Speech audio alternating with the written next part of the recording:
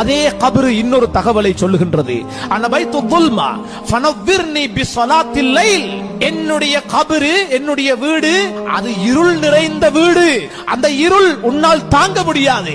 அதற்கு நீ லைட் கொண்டு வரணும், லைட் செட் கொண்டு வரணும். அது என்ன? அதுதான் சுபஹுக்கு முன்னால தஹஜ்ஜுதுல இருட்டுல எழும்பி நீ தொழுகின்ற தஹஜ்ஜுடைய தொழுகை இருள் நிறைந்த கபருக்கு அது பல்பாக மாறி உனக்கு பிரகாசம் தரும் என்று அந்த கபரே சொல்லுது. வேறொன்றையும் கொண்டு போய் வெளிச்சம் எடுக்க இயலாது. மேலும் சொல்லுகின்றது அனபைத்து துராப், நான் மண் வீடு. ஃபஹ்மிலில் ஃபிராஷ். எனவே அந்த மண்ணுக்கு மேல உன்னால் படுக்க முடியாது, படுக்க முடியாது, தூங்க முடியாது. நீ விரிப்பை கொண்டு வா. அந்த விரிப்பு என்ன தெரியுமா? அல் அமலு சாலிஹ். நல்ல அமல்களை உலகத்துல செய்துக்கோ, அது உனக்கு விரிப்பாக அமையும். அதுக்கு மேல நீ நிம்மதியாக தூங்கலாம். மேலும் சொல்லுகின்றது அனபைத்துல் அஃபாஇ, நான் பாம்புகளின் வீடு. பாம்புகளின் வீடு. உன்னை அடக்கியதோடு பாம்புகள் எனக்குள்ளே வர தொடங்கிவிடும். எனவே நீ அந்த பாம்புகளை விரட்டுகின்ற ஆயுதத்தை கொண்டு வா. அந்த ஆயுதம் தான் நீ அதிகமாக அல்லாஹ்வுடைய பெயரை சொல்லுவது, அவனை திக்ர் செய்வது.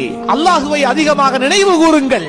அது உங்களுக்கு அந்த கபருக்குள்ளே வருகின்ற பாம்புகளை விரட்டி அடிக்கின்ற ஆயுதமாக மாறும். மேலும் சொல்லுகின்றது அனபைத்து சாயில் முன்கர் வ நக்கீர். என்னுடைய வீட்டுக்குள்ளே முன்கர் நக்கீர் அலைஹிமா மினல்லாஹி ஸலாம் பயங்கரமான பயங்கர தோற்றத்தை உடைய பயங்கரமான மலக்குமார்கள் வரவிருக்கிறார்கள். எனவே அதிகமாக உன்னுடைய வாழ்விலே கலிமா ஷஹாதா அஷ்ஹது அல்லா இலாஹ இல்லல்லாஹ் வ அஷ்ஹது அன்ன முஹம்மதர் ரசூலுல்லாஹ், அதனை அதிகமாக சொல்லு. அதனுடைய அர்த்தத்தை விளங்கு. அல்லாஹுவை மதித்து வாழ். ரசூலுல்லாஹ் அவர்களுடைய கட்டளைகளை பேணி நட. இது அவர்களுடைய அந்த கேள்விகளுக்கு பதிலாக அமையும். என்னுடைய இடம் இருக்கிறதே அபுக்க சாலிஹீன்.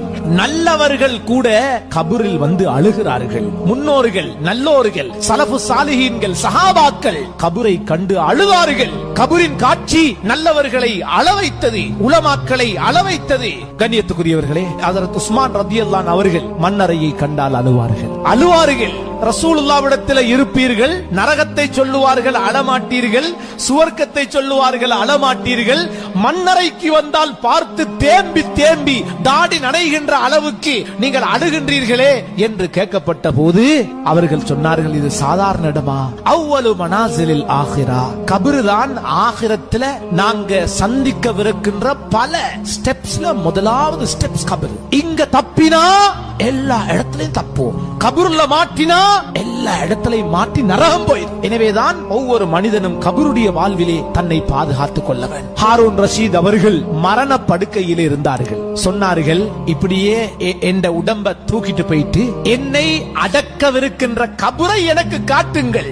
மரண படுக்கையில மையவாடியை கூட்டு போயிட்டு என்ன அடக்கவிருக்கின்ற என்ற கபரை காட்டுங்கன்னு சொன்னார். சுமந்து சென்றார்கள். அந்த கபரை பார்த்ததோடு அவர்கள் அழுது விட்டார்கள். பிறகு அவர்களுடைய நண்பர்களை பார்த்து சொன்னார்கள், மா அக்னா அன்னி மாலியா. என்னுடைய சொத்து, என்னுடைய பணம், என்ற சம்பாத்தியம் இங்க எனக்கு எந்த ஒரு உதவியும் செய்யாது. ஹலக அன்னி சுல்தானியா.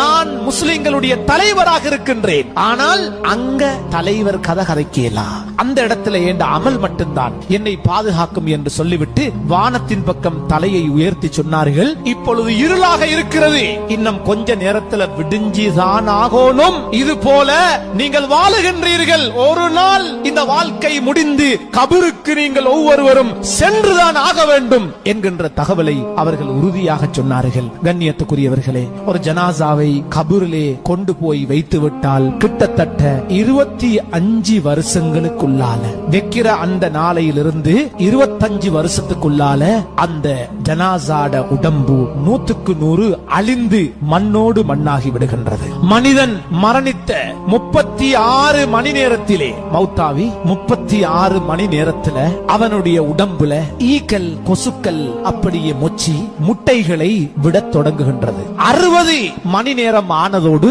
அந்த முட்டைகள் அப்படியே பொரித்து அதிலே கிருமிகள் அந்த உடலில் இருந்து வெளியேற தொடங்கி விடுகின்றது. அந்த மண்ணறையிலே ஜனாசாவை கொண்டு போய் வைத்து ஃபர்ஸ்ட் நைட் கபரின் வாழ்விலே முதல் இரவு ஜனாசாவை கொண்டு போய் கபரிலே வைத்ததோடு அங்குள்ள அந்த உஷ்ணம், அந்த காற்று போக்கு தடைபட்ட அந்த நிலை, மண்ணுக்கு இரையான இவனுடைய வயிறும் இவனுடைய மறைவிடமும் முதலாவது பழுதடைய தொடங்குகின்றது. அதான் மனித உலகத்துல நிறைய பாதுகாத்த கபர்ல முதல் இரவே வயிறும் மறைவிடமும் பழுதடைய ஆரம்பித்து விடுகின்றது.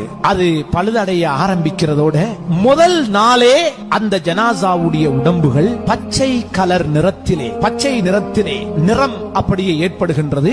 சில மணித்தியாலங்களுக்குள்ளே முழுமையாக இவனுடைய உடம்பு பச்சை நிறமாக மாறிவிடுகின்றது. இது ஒரு நாள்ல வயிறு அழுகி மறைவிடம் அழுகி உடம்பு பச்சை நிறமாக மாறிவிடுகின்றது. இரண்டாவது நாள் கபரிலே, இரண்டாவது நாள் இவனுடைய வயிற்றுக்கு உள்ளே இருக்கின்ற இவனுடைய ஈரல், இவனுடைய குடல் அனைத்தும் அங்கே பழுதடைய ஆரம்பிக்கின்றது. மூன்றாவது நாள் இவனுடைய அங்க அவயங்களில் இருந்து துர்வாடை வெளியேற தொடங்கி விடுகின்றது. அதே மூன்றாவது நாள் இந்த ஜனாசாவுடைய நகங்கள் கலண்டு விழத் தொடங்குகின்றது. நாலாவது நாளிலே கண்ணியத்துக்குரியவர்களே, உடம்பினுடைய அங்க அவயங்கள் அப்படியே அது இலகுவடைந்து பகுதி பகுதியாக பழுதடைய கலரத் தொடங்கி விடுகின்றது. ஐந்தாவது நாள் அவனுடைய தலையிலே இருக்கின்ற மூளை, அந்த மூளையை வைத்துத்தான் எத்தனை வருடங்கள் உலகத்தை ஆண்டான், உலகத்திலே வாழ்ந்தான், பல சாதனைகளை சாதித்தான். அஞ்சாவது நாள் இவன் தலையிலே இருக்கிற மூளை அப்படியே கரைந்து தண்ணீராக மாறிவிடுகின்றது. ஆறாவது நாள் இவனுடைய உடம்பு அப்படியே ஊதி, இவனுடைய வயிறு ஊதி அது வெடிக்க தொடங்குகின்றது. ஒரு ஏழாவது நாளைக்கு பின்னால் இவனுடைய முகம் வீங்குகின்றது, கண்கள் வெளியேறுகின்றது, இவனுடைய நாவுகள் நீளுகின்றது, இவனுடைய கன்னங்கள் அனைத்தும் வீக்கம் ஆரம்பிக்கின்றது. முக வீக்கம் அந்த ஏழாவது நாளிலே மொத்தமாக முகம் சார்ந்த அத்தனை உறுப்புகளும் வீங்கி விடுகின்றன. கபரிலே 10வது தினம் இவனுடைய அங்க அவயங்கள் அனைத்துமே வீக்கத்தை அடைகின்றது. 2 வாரங்களுக்கு பின்னால், 15 நாளைக்கு பின்னால உடம்புல தலையில இருக்கிற அவ்வளவு முடிகளும் ஒன்றொன்றாக கலண்டு முழுமையாக உடம்பை விட்டும் அது வேறாகி விடுகின்றது. அந்த 15வது நாள் உடம்பிலிருந்து வெளியேறுகின்ற அந்த வாடை இருக்கிறதே, அது எங்களுக்கு வீசாவிட்டாலும் அதனை நுகருகின்ற சக்தி படைத்த நீல நிறத்தினுடைய ஈக்கள் கிட்டத்தட்ட 5 கிலோமீட்டருக்கு அங்கால இருந்து இவனுடைய கபரை தேடி வருகின்றது. 5 கிலோமீட்டர்களை தாண்டி வீசுகின்ற துர்வாடை 15வது நாளிலே இவனுடைய மண்ணறையை சுத்தி நிற்கின்றது. அது நீல நிற ஈக்கள். அந்த உடம்பிலே முழுமையாக புழுக்கள் 15 நாளையிலே புழுக்கள் அந்த உடம்பை ஆக்கிரமிக்கின்றன. இப்படி மண்ணறை வாழ்வு 2 மாதங்களை அடைகின்ற போது உடம்பெல்லாம் கரைந்து திரவமாக மாறிவிடுகின்றது. 2 மாதங்கள் 60 நாட்களிலே அடையாளமற்று போய்விடுகின்றான். என்ன ஆட்டம்! உலகத்திலே 60 நாள் 2 மாசம் உடம்பெல்லாம் கரைந்து அப்படி அடையாளமற்று போய்விடுகின்றான். 6 மாதங்கள் ஆன பின்னால் முழு சதைகளும் நிலத்திலே கொட்டி அந்த உடம்பினுடைய எலும்பின் அமைப்புகள் மட்டும் மனித உருவத்தை காட்டிக் கொண்டிருக்குமே தவிர ஒரு சொட்டு, ஒரு துண்டு சதை கூட அந்த எலும்புகளில் நிற்காது. அனைத்தும் நிலத்திலே அப்படியே உருகி விடுகின்றது. இப்படியே ஒரு 25 வருடங்கள் செல்லுகின்ற போது முழுமையாக அவனுடைய உடம்பு அழிந்து அவனுடைய முதுகன் தண்டு, முதுகிலே இருக்கின்ற ஒரு சிறிய கடுகு மணி போன்ற ஒரு அஜிபு ஜனப் என்று சொல்லக்கூடிய முதுகம் தண்டு, அது மட்டும் நான் மிஞ்சுகின்றது. ஒரு கடுகு மணி அளவுக்கு போன்ற ஒன்று. அதை வைத்துதான் அல்லாஹ் எங்களை மீண்டும் கியாமத்திலே எழுப்புகின்றார். ஸல்லல்லாஹு அலைஹி வஸல்லம் அவர்கள் சொன்னார்கள், யஅகுலு துராபு குல்ல ஷைஇன் மினல் இன்சான் இல்லா அஜ்ப ஸன்பி. அவனுடைய அந்த கடுகு மணி போன்று இருக்கக்கூடிய அந்த முதுகந்தண்டை தவிர அனைத்தையும் இந்த மண் அதனை சாப்பிட்டு விடுகின்றது என்று ஸல்லல்லாஹு அலைஹி வஸல்லம் அவர்கள் சொன்னார்கள். எனவே இஸ்ராயில் அலைஹிஸ்ஸலாம் அவர்கள் மலக்குமார்கள் மனிதனுடைய ஜனாசாவை குளிப்பாட்டுகின்ற போது சப்தமிட்டு கேட்பார்கள், ஐன சம்உக், உன்னுடைய காது எங்க? அனைத்தையும் கேட்டுக் கொண்டிருந்தாயே, இப்பொழுது உன்னுடைய காது எதை கேட்கின்றது? ஏன் நீ செவிடாகி விட்டாய்? உனது பார்வை எங்கே? அனைத்தையும் பார்த்து சுற்றி திருந்தாயே, எங்கே உன்னுடைய பார்வைகள் குருடாகி விட்டன? ஏன் நீ ஊமையாகி விட்டாய்? உனது நாவுகள் ஏன் பேசுவதில்லை? உனது நறுமணங்கள் எங்கே? நீ பூசிய வாசங்கள் எங்கே? ஏன் இப்படி மாறி போயிருக்கிறாய்? உனது சொத்துக்கள் எங்கே? வெறும் ஏழையாக ஒரு சலமும் உன்னுடைய உடம்பிலே இல்லாமல், ஒன்றுக்கும் சொந்தமில்லாமல் இப்படி நீ இருக்கிறாயே என்று மலக்குமார்கள் குளிப்பாட்டுகின்ற போது இவனை நோக்கி பல கேள்விகளை கேட்பார்கள். அந்த கபரிலே வைக்கப்படுகின்ற போது கபரு சில கேள்விகளை கேட்கும். நீ உலகத்தை தேடினாயா அல்லது உலகம் உன்னை தேடிருச்சா? சிலர் உலகத்தை அடைந்திருக்கிறார்கள், இன்னும் சிலரை உலகம் சம்பாதித்துக் கொண்டது.